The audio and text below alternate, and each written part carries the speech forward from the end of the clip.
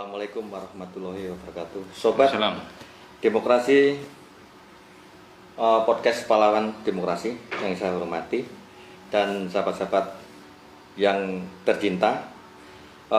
Kita berjumpa lagi, ketemu lagi podcast Pahlawan Demokrasi hari Rabu tanggal 20 Januari 2001. Kami sebagai host, kepala subbagian umum, dan kami juga nanti akan berjumpa dengan narasumber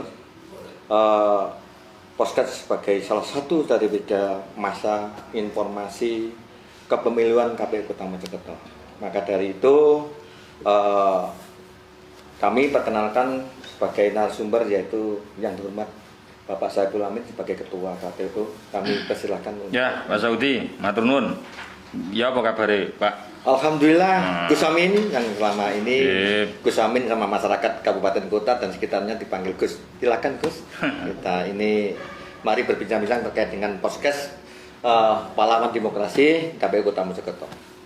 Silakan. Nanti silakan Pak Gus. Kita perkenalkan dulu Gus Amin. Ya. Pak, ya. Teman-teman ini kan ini apa sekarang itu kan waktunya apa pandemi Pak Saudi. Jadi ketika pandemi seperti ini maka tentu banyak hal yang berbeda, mulai dari apa kehidupan yang berbeda. Makanya kemarin ada istilah hal-hal normal tetapi baru.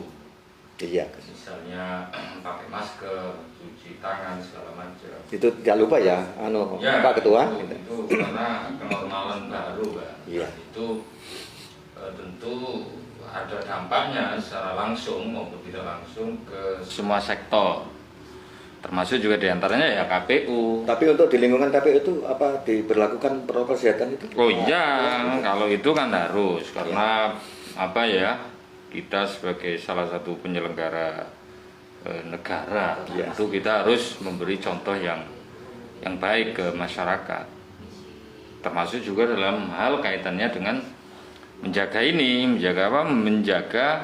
agar jangan sampai terjadi terjangkit ya.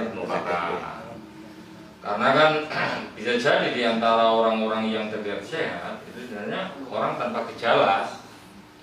Makanya kemudian penting bagi setiap orang untuk menyatakan kalau dia sakit ya sakit, kalau dia sehat ya sehat, dengan tujuan bahwa orang-orang yang pernah berinteraksi tadi dengan siapa saja yang sakit itu bisa kemudian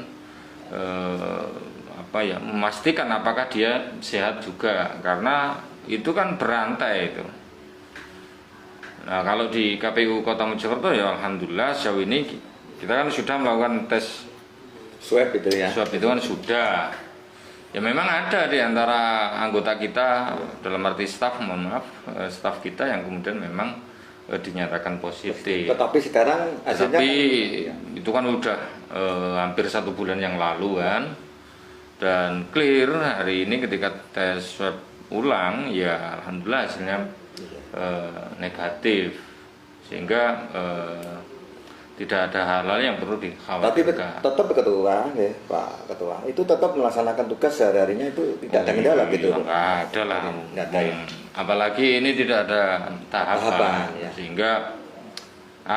Sehingga dalam kegiatan-kegiatan kesehari-harian perkantoran itu ya berlangsung dengan baik.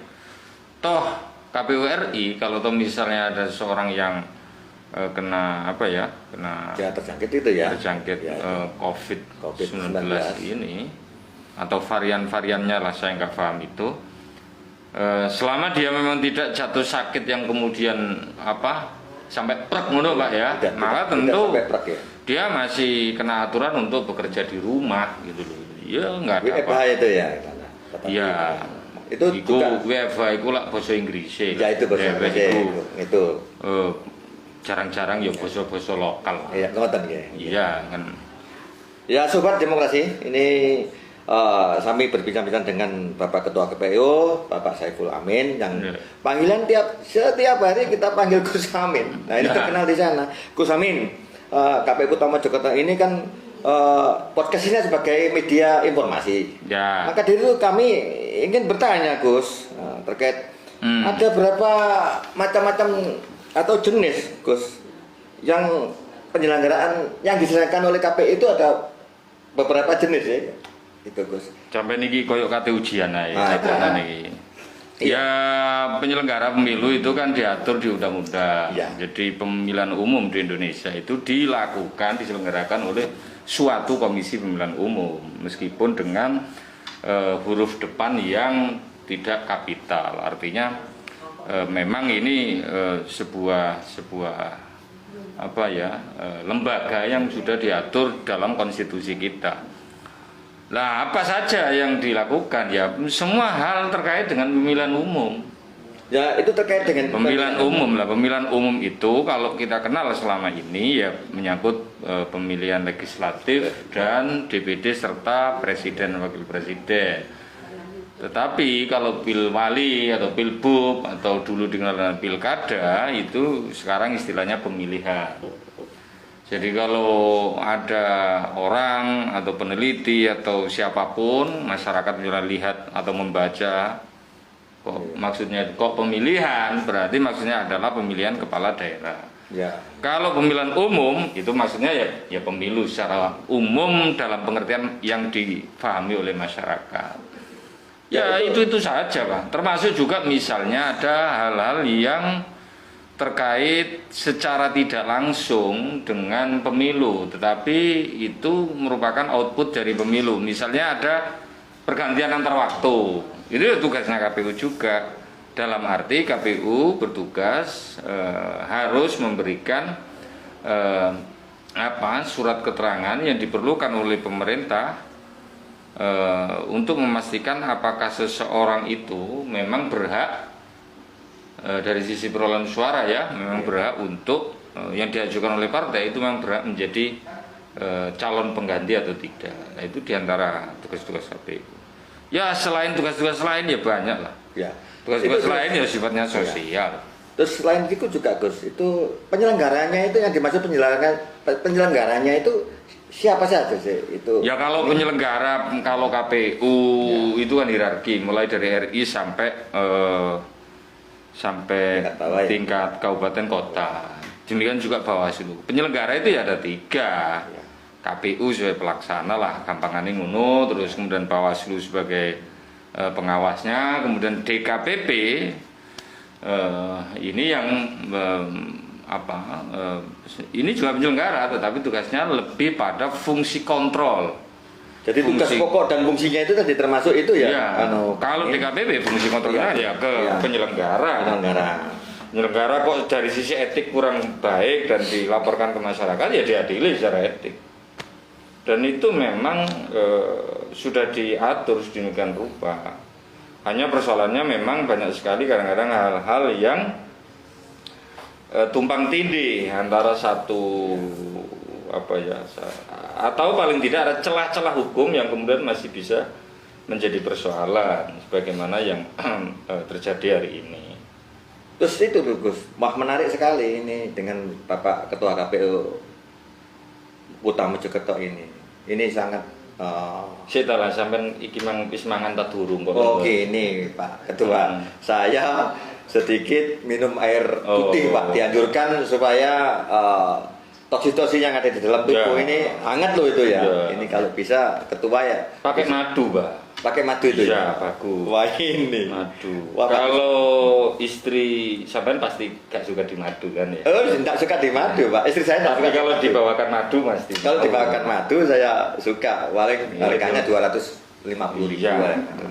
Kalau Pak Ketua ini menarik sekali. Pak Ketua ini juga sedikit terkait dengan daharan makanan dan minuman sekali supaya apa? Tidak kena COVID. Oh iya. Dan tadi sudah dijelaskan oleh Pak Ketua KPU bahwasanya ya jaga jarak tarik, pakai masker tarik, ya cuci tangan lah. Tapi memang begini, kita sebagai orang beragama itu agak menjadi berbeda.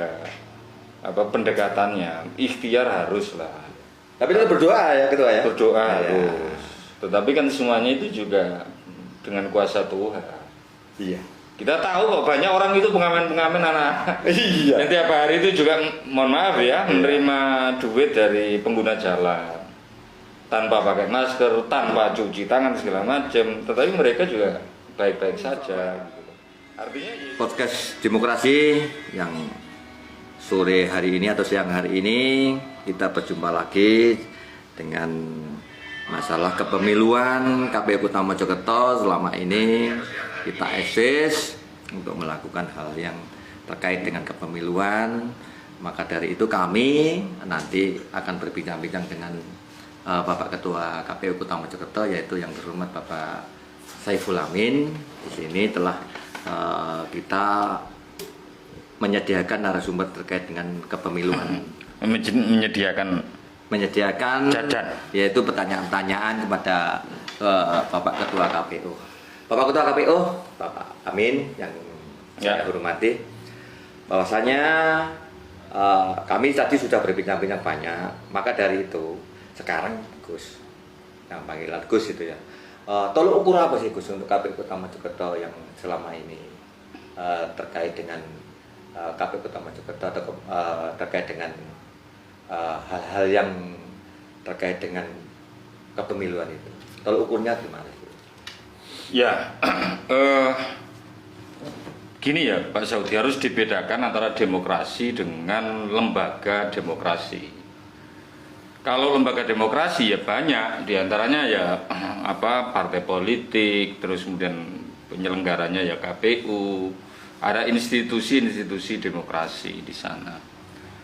Tetapi bahwa kaitannya dengan KPU itu lebih pada konteks suksesi kepemimpinan, baik itu pemimpin dalam arti wakil rakyat atau pemimpin dalam arti kepala daerah atau juga presiden dan wakil presiden. Nah, apa indikator sesuatu itu disebut sukses? Ya, selama ini banyak orang yang menyebut adalah tingkat partisipasi. Saya setuju, tetapi saya tidak setuju kalau itu hanya dijadikan satu-satunya indikator keberhasilan pemilu. Kenapa? Karena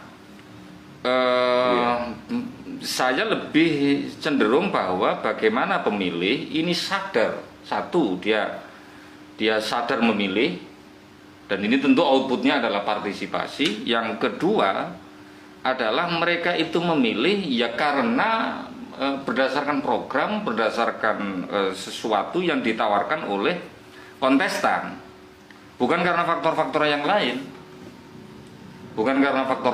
lain, apalagi sifatnya yang pragmatis, profit oriented gitu, orientasi materi kaitannya dengan memilih. Ini fakta dan memang kita tidak bisa membantah itulah. Tetapi bahwa selama ini KPU tentu selalu melakukan pendidikan kaitannya dengan pendidikan dengan oleh masyarakat begitu. Ya, pendidikan ke masyarakat, bagaimana menggunakan hak pilihnya, bagaimana memilih itu karena yang sesuai dengan aturan. Tetapi sebenarnya civic education itu dilakukan oleh partai politik, teman-teman partai politik ya harus mengkader, mendidik basis konstituen mereka, sehingga kedepannya pemilu di Indonesia ini tidak lagi berbicara angka. Dimanapun ya acuan negara modern itu kan Amerika. Itu ya. Amerika itu kan dianggap paling modern hari ini toh. Sak dunya lah dianggap paling modern. Tapi tingkat partisipasinya berapa?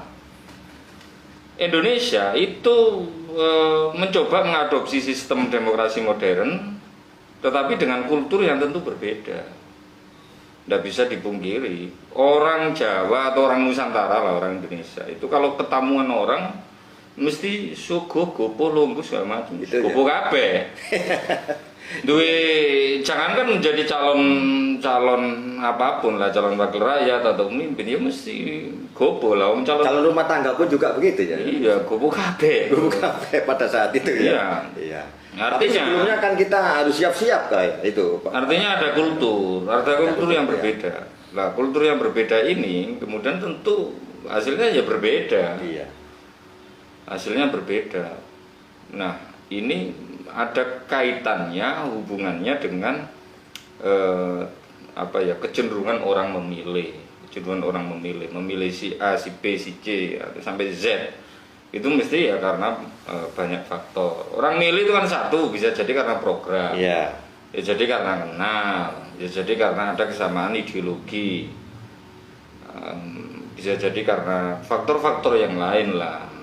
Ya iso iku biyen pacare nyalek utawa apa kan ya mungkin ae iku biyen pacare dadi calon ini gitu terus didukung gitu kan. Ya, banyak faktor.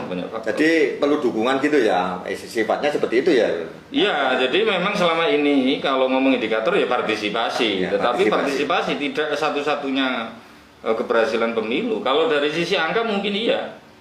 Tapi dari sisi apakah masyarakat itu sadar bahwa pemilu ini penting, bukan karena faktor lain loh ya. Bukan karena faktor dikasih apa, bukan karena faktor ini apa atau apa, tapi murni karena kesadaran masyarakat memilih pemimpin, memilih wakil rakyat. Gitu. Tentu ini berbeda gitu loh. Lah selama ini kelemahan kita itu sering kok berkutat soal angka-angka itu kan. Kita paling suka berbicara bahwa kalau angkanya segini. Mungkin ini sudah mendarah daging. Sejak kita sekolah itu kan kalau nilainya 9 itu kan target itu ya. Iya, kalau nilainya 9 itu dianggap berprestasi. Apalagi kalau 10 itu top itu. Sementara apa yang tertulis itu belum tentu ketika outputnya itu terus kemudian sebagus nilainya gitu loh. Lah KPU tentu berupaya bagaimana tingkat partisipasi ini tinggi, tetapi masyarakat juga sadar bahwa mereka memiliki hak politik yang itu tahun 1999 diperjuangkan oleh para mahasiswa. Nah 99 itu kan kita reformasi Pak Sauti, ya. Reformasi banyak hal, termasuk total termasuk tentang sistem politik. Kalau tidak ada reformasi nggak ada KPU seperti sekarang kok. Jadi ada KPU, ada pemilihan langsung, ada segala macam, orang bebas berbicara segala macam seperti orang ini. Bebas memilih pun juga. Orang bebas memilih dengan sistem multipartai segala macam. Ini ya salah satunya adalah buah dari reformasi gitu loh. Lah tinggal bagaimana masyarakat ini dulu ketika zaman Orde Baru lah ya, kalau orang-orang menyebut itu kan orang jengah gitu kan, ini partai ini mek telu terus mari ngono sing dipilih yo gak kenal segala macam ya kan, terus nomor urut segala macam. Itu juga kemudian ada hal-hal yang kemudian dievaluasi oleh pembuat undang-undang. Makanya kemudian ada nomor urut, ada kemudian diubah menjadi terbanyak, suara terbanyak. Suara terbanyak itu ya bagus sampai hari ini. Tetapi menjadi persoalan itu ketika kultur memilih, tradisi budaya memilih ini karena sesuatu, maka jangan salahkan kader partai politik yang meskipun dia 10, 15, 20 tahun dia di partai itu, tapi dia tidak memiliki sesuatu yang bisa digunakan dalam kontestasi, ya dia nggak jadi apa-apa. Gitu. Tapi tetap Gus ya, itu Gus Amin. Jadi ketua. Ini faktor-faktor yang tentu menjadi perhatian kita lah, semua pihak lah. KPU tentu tidak pada wilayah itu, Kita hanya sesuai dengan regulasi yang ada. Kalau sekarang misalnya aturannya itu ya seperti itu, suara terbanyak segala macam, ya sudah. Misalnya begini Pak Sauti, sampean mau jadi caleg, kalau nanti pensiun calegnya partai apa lah.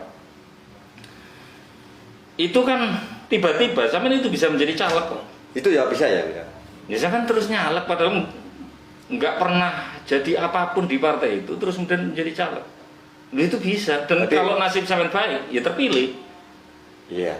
Ada perorangan bisa ya Gus? Oh ya nggak bisa kalau di legislatif, tapi kalau di pemilihan kepala daerah ya bisa. Tapi sebenarnya meskipun itu di ini undang-undang ya mestinya pencalonannya sama-sama dilindungi lah, yang lewat partai politik maupun jalur perseorangan itu juga dilindungi oleh undang-undang, diakui oleh undang-undang. Itu menarik sekali, Pak Amin sebagai Ketua KPU.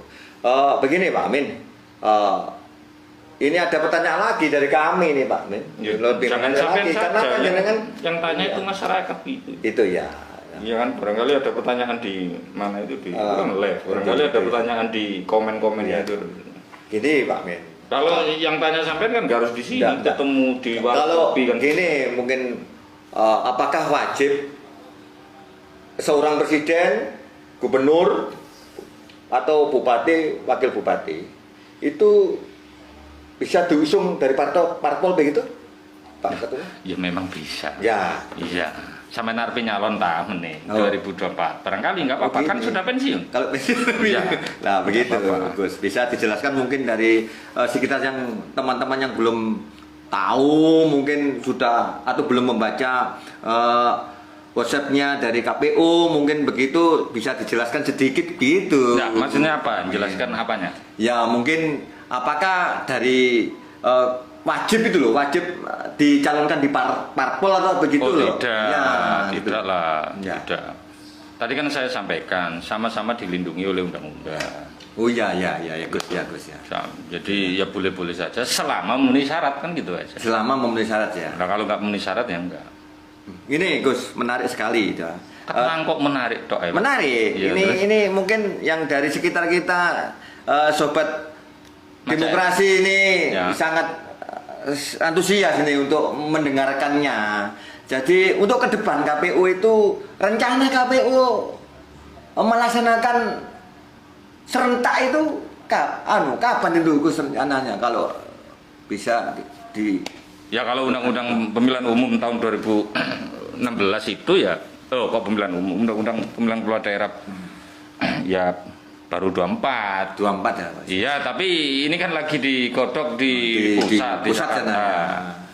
Bagaimana wakil-wakil kita di Senayan sana kemudian mencoba merumuskan apakah pemilihan ini tahun 2023 untuk AM Kota Mojokerto ya misalnya ya yang akhir masa jabatannya 2023 yang pilkada atau pemilihannya itu 2018 itu dilakukan di 23, di 22 atau 24 ini masih dalam wacana ya masih digodok nanti digodok ya di sana. Ya KPU kapanpun siap. Kapanpun siap. Kapanpun siap. Tahun depan siap. Akhir tahun ini siap. Oh gitu ya. Iya. Persoalannya kan duitnya. Persoalan duitnya. Nah ini loh. Nah, ini Cobalah. bisa dijelaskan, Pak. Anggaran pilkada itu gede sekali Pak Saudi. Besar, ya. Mohon maaf ya, hanya untuk memilih pemimpin daerah. Maksud saya begini, dengan anggaran yang sangat banyak ini yang harus disiapkan itu kan mulai dari KPU untuk kota ya, dan daerah-daerah yang lain kabupaten kota. Itu kan mulai dari KPU, Iya. kemudian Bawaslu, kemudian tentu aparat kepolisian lah dibantu oleh TNI, dan tentu jajaran-jajaran yang lain. Ini kan banyak sekali anggarannya, miliaran rupiah itu kalau di kota. Iya. Banyak sekali. Itu maksud saya begini Pak Saudi, dengan anggaran yang sedemikian tinggi, masyarakat itu harus serius kalau milih. Harus betul-betul. Iya. Gitu loh. Jadi memang berapapun rupiah yang kita keluarkan tentu tidak sebanding dengan nilai demokrasi. Itu saya setuju. Tetapi coba kita bayangkan, kalau memilihnya itu asal-asalan. Iya. Iya toh, asal-asalan. Maka output pemimpinnya juga asal-asalan. Iya. Jadi ini penting gitu loh. Betapa bahwa dalam memilih itu masyarakat memang harus benar-benar memilih calon pemimpinnya dengan baik. Karena duit yang dikeluarkan banyak sekali ini. Iya. Gitu loh. Lah kalau asal-asalan kan eman duitnya gitu loh. Lah timbangane ngono, hompimpa elak mari. ini kan konsep iya, kita betul. Warga orang Nusantara, orang Jawa, orang Nusantara itu kan punya mekanisme untuk memilih masing-masing pemimpinnya kan. Kalau dulu raja segala macam kan ya. Kemudian ada proses sejenis kalau setelah kerajaan Majapahit segala macam itu kan di zaman Demak itu kan sejenis inilah perwakilan gitu kan. Ketika kalau kita baca buku-buku babat atau sejenisnya itu kan, kemudian majelis para wali itu kan menunjuk Raden Patan jadi Demak gitu kan. Nah, artinya begini, sejak dulu hingga kapanpun semua bangsa itu punya mekanisme untuk menentukan pemimpinnya. Di dunia modern dengan konsep kebangsaan, negara bangsa, nation state seperti ini, tentu kita kemudian mengenal sistem pemilihan umum. Pemilihan umum ini mahal. Pilkada itu mahal. Mahal dari banyak hal. Mulai dari misalnya duit ya, yang harus dikeluarkan, disediakan oleh negara. Kemudian dari sisi sosial. Loh, orang itu Pak Saudi, pendukung calonnya sudah akur, pendukungnya bisa jadi belum rukun kok. Gitu ya. Kalau itu terjadi gesekan yang sangat kuat. Gesekan yang sangat kuat. Maka bisa jadi calonnya ini sudah rukun, kemana-mana sudah bersama, tetapi pendukungnya nggak rukun. Ini juga jadi masalah. Ini ongkos sosial yang harus ditanggung. Makanya, sekali lagi dalam apapun pemilihan itu harus dilakukan dengan satu tentu cara yang benar, kedua dengan memilih pemimpin yang benar. Kalau enggak, ya udah. Berarti pemilihnya cerdas, Pak? Ya harus jadi pemilih yang cerdas. Kalau nggak cerdas, outputnya pasti juga sama, nggak cerdas. Coba bayangkan Mas Saudi, kalau pemimpin ini seperti ini, jangan bayangkan itu orang-orang kota Mojokerto yang misalnya mohon maaf, dia nggak pernah punya duit, anak-anak itu tukang beca, anak ibu batu, anaknya siapapun lah. Ya, jadi dia tidak akan pernah bisa jadi apapun kalau masyarakat memilihnya masih karena duit. Iya. Loh iya. Itu menjadi masalah itu kalau. Loh sepinter apapun orang itu, iya. Entah itu. Tapi kalau nggak punya duit dia nggak jadi apa-apa. Ini fakta. Loh kita nggak usah nutupi itu kok. Lah artinya kalau perilaku masyarakat itu masih seperti ini ya terus, gitu loh. Ya terus seperti ini, gitu loh. Padahal tujuan adanya pemilu memilih wakil rakyat, memilih pemimpin yang baik. Ya baik itu kan tentu kriterianya banyak, baik, cakap, berintegritas segala macam. Gitu. Berarti KPU itu melaksanakan sosialisasi terhadap. Oh iya, kalau KPU jelas kok. Kalau KPU bekerjanya ya jelas aturan undang-undangan, aturannya seperti apa. Cuman kita kan mencoba untuk menggugah kesadaran masyarakat. Kesadaran masyarakat. Nah kalau selama ini itu kan tidak ada ruang publik yang kemudian mencoba ngomong hal-hal seperti ini. Hal-hal seperti ini dianggap tabu atau apa. Bagi saya enggak, ini harus diomong.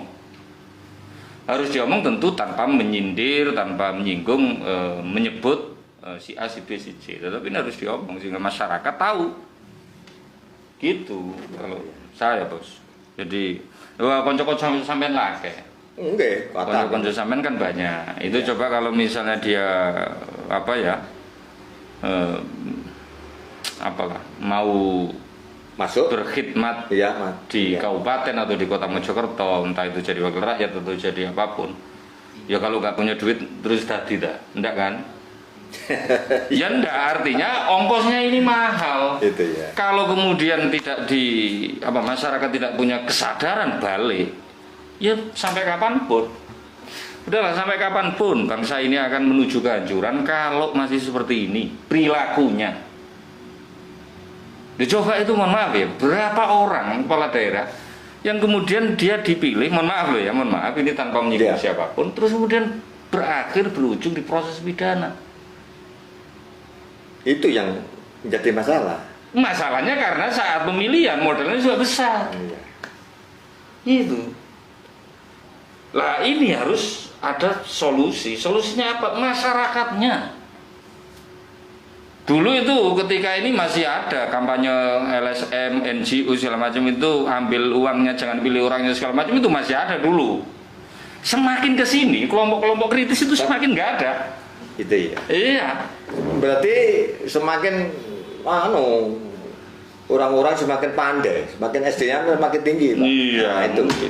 Nah, terkait dengan yang ditekankan oleh Pak Ketua ini bisa ke sobat-sobat demokrasi atau sekitar kita. Iyalah, ya sahabat-sahabat demokrasi, sahabat-sahabat inilah pahlawan demokrasi, sahabat-sahabat semua masyarakat, nah, penduduk warga Kota Mojokerto dan iya. Ya pilihlah, gunakan hak pilih itu dengan baik. Gunakan hak pilih dengan pilih baik. Orang-orang yang baik. KPU tetap kerja keras untuk mencari pemimpin yang paling handal, gitu kan? Oh iya, kalau itu mekanismenya terserah partai politik. Oh begitu. Ya, KPU kan mau siapapun yang dicalonkan ya tetap kita ini selama memenuhi persyaratan secara undang-undang kan gitu.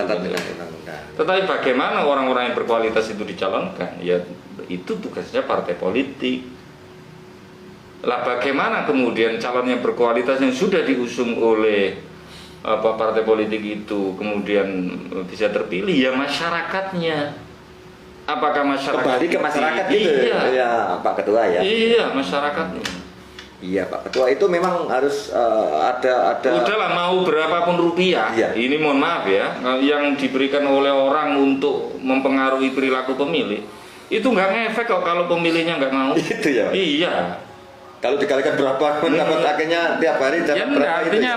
artinya kan pemilih ini ada pada posisi kunci. Mau maklar politik, broker segala macam yang mau mengubah inilah. Kalau misalnya masyarakatnya nggak mau, ya nggak mau. Iya, gitu Pak Ketua. Ya. Jadi intinya bahwa intinya Pak Ketua. Ya kita tentu bekerja sesuai penyelenggara sesuai dengan aturan. Tetapi tentu saja sekali lagi bahwa ruh dari demokrasi ini adalah bagaimana terciptanya pemerintahan yang baik. Dan bersih gitu ya. Bersih yang benar kan gitu. Benar, ya.